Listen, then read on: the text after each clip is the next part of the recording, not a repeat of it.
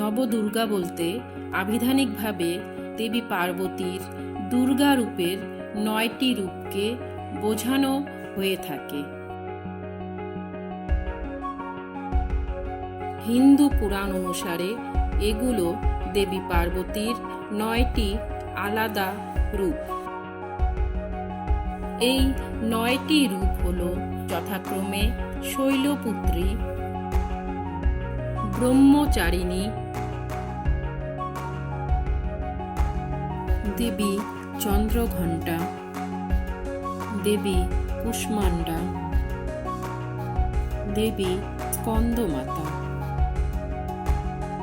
দেবী Katyayani, দেবী কালরাত্রি,